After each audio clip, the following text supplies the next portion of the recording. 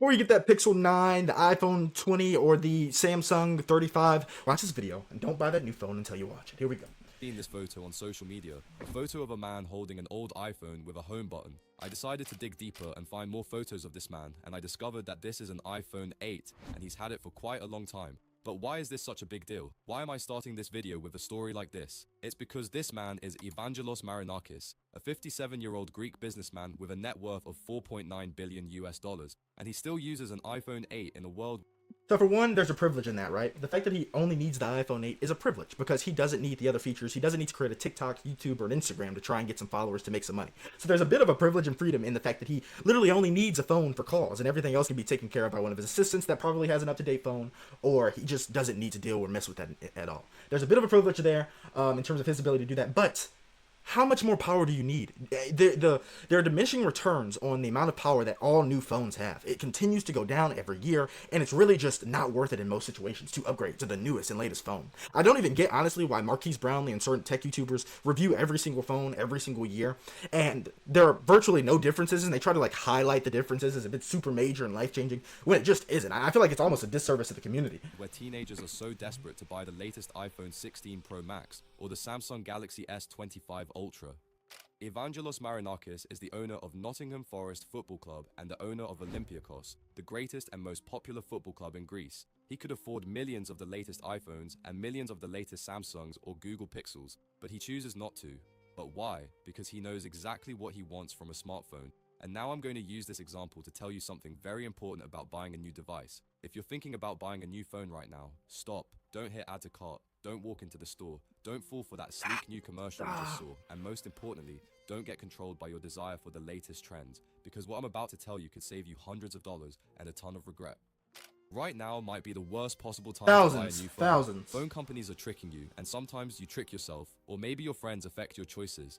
Now let me ask you something. Why do you want a new phone? Is your current phone slow? Is it crashing? Is it literally falling apart? Are you just bored or you're trying to fit in and follow the trend? Be honest, because here's the truth. Most of us don't need new phones, we just think we do. And that's not your fault. It's the result of years of marketing designed to make you feel like your phone is already outdated.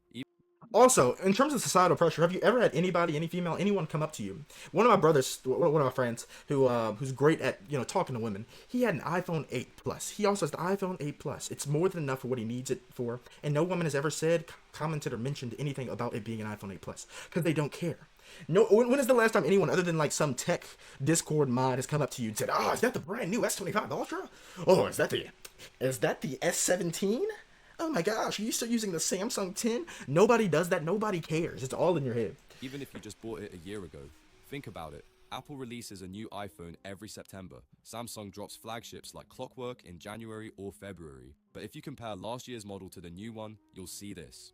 The design is basically the same. The camera is slightly better, mostly in low light. The chip is a little faster, but you'll barely notice, and they slap on one or two AI features that they claim are game-changing. But when it comes to day-to-day usage, you won't even feel the difference. Your Instagram still loads, your messages still send, your battery still gets you through the day. So why spend over $1,000 for a phone? It's because they've convinced you that new means better.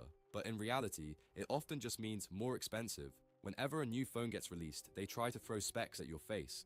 Now with 200 megapixels, upgraded 4nm chip, 240Hz refresh rate. Yeah, all these sound impressive, but ask yourself, do you actually need it? Remember this question, what do you want from a phone? 200 megapixel cameras? That's marketing fluff. The sensor is pixel binning those images down to 12 megapixels anyway.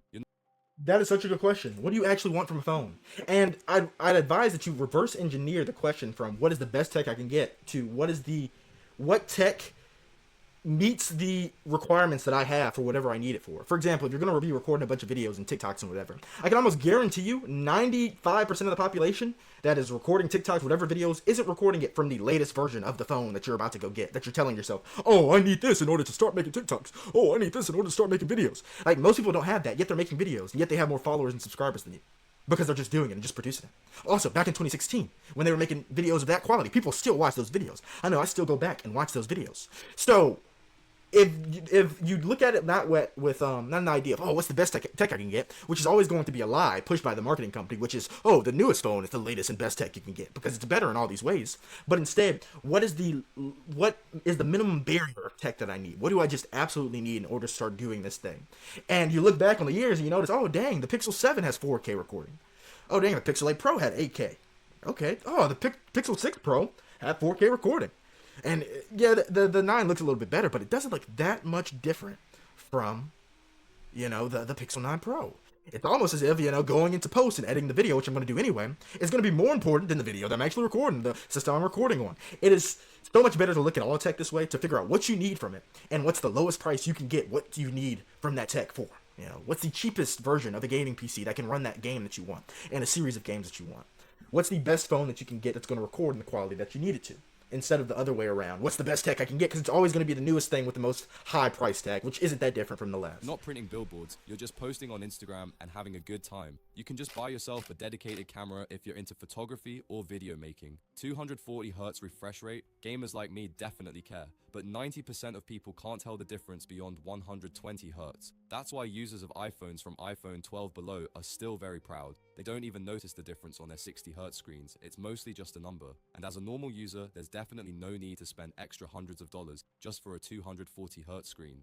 This is what these companies are doing. They're flooding you with numbers and tech jargon to make you feel like you're missing out. But in reality, your current phone is probably 80 to 90% as capable as the newest flagship. You're just being sold a feeling, not a real upgrade. Mid-range phones are great. I'm talking about phones like the Google Pixel 8a, Samsung Galaxy A55, Nothing Phone 2a, OnePlus Nord 3, iPhone SE, and others. These phones cost around $350 to $500, and guess what? They do 90% of what a $1,200 flagship does. The camera, still great. Performance, fast enough. Battery life, sometimes even better than the flagship. And the best part is that they often get the same software updates, the same security patches, and in the case of Google, 7 years of Android updates.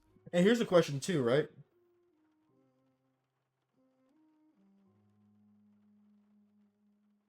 Why are you acting like a tech guy or a tech person if you're not? Why are you acting like a car guy if you're not?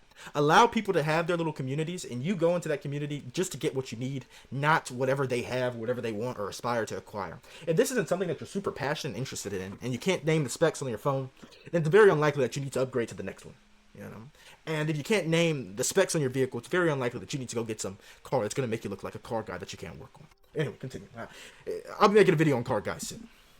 So ask yourself this. Why pay 3 times the price for 10% more performance? You're not paying for a better phone, you're paying for the illusion of premium. Now here's something most people don't think about. When you buy matters just as much as what you buy. If you're watching this and thinking about upgrading, here's the golden rule. Never buy a phone right before a major launch. For example, Apple announces new iPhones every September, so buying in July or August is a bad idea. Samsung drops new Galaxies in January and foldables in August. Google Pixels usually drop in October. Why does this matter? Because when new phones drop, the previous gen models crash in price, like clockwork. So if you wait just a few weeks or even buy last year's model, you can save hundreds without missing much at all. If you're not obsessed with having the latest device, buy phones 3 to 6 months after launch. You'll get discounts, bug fixes, and the same hardware. Smartphones today are like laptops in 2015. They've gotten so powerful, so capable, that most people don't need the newest version every year. We've hit diminishing returns and we're not getting massive leaps anymore. We're just getting baby steps. And those steps come with hefty price tags. So before you spend $1,000 or more on a phone that barely improves your daily life, take a step back and ask yourself if this is an actual need or this is just marketing. Now, here's something you should always remember. If a Samsung Galaxy S25 Ultra gets released, it's not necessarily meant for those using the Galaxy S24 to upgrade. And if an iPhone 17 gets released, it's not necessarily meant for users of iPhone 16 to upgrade. You could upgrade if you're using a way older phone, maybe 3 or 4 years behind.